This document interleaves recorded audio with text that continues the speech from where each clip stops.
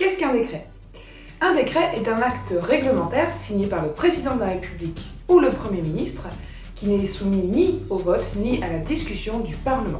Voilà pourquoi, dans la hiérarchie des normes, indispensable au respect de notre état de droit, le décret se situe en dessous des lois, ce qui signifie qu'il doit leur être conforme, raison pour laquelle il ne peut être pris qu'après consultation du Conseil d'État. Lois et décrets doivent respecter notre Constitution ainsi que les engagements internationaux pris par la France. Le décret ne doit donc pas être confondu avec la loi, qui est une règle de portée générale, soumise à la discussion et au vote du Parlement, composé de l'Assemblée nationale et du Sénat. Elle peut être prise à l'initiative du gouvernement, on parle alors de projet de loi, ou du Parlement lui-même, on parle alors de proposition de loi.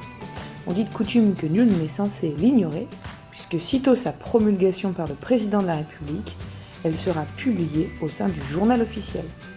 Mais alors, comment se repérer très concrètement au sein d'un code pour savoir si le texte provient d'une loi ou d'un décret?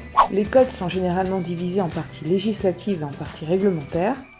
Dès lors, les articles qui commencent par un L sont d'origine légale et proviennent de la loi, tandis que les articles qui commencent par un R sont d'origine réglementaire et proviennent des décrets.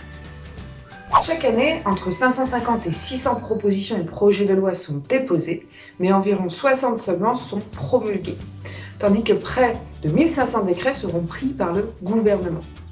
On comprend immédiatement le grand intérêt de tenir des veilles juridiques constantes pour rester informé.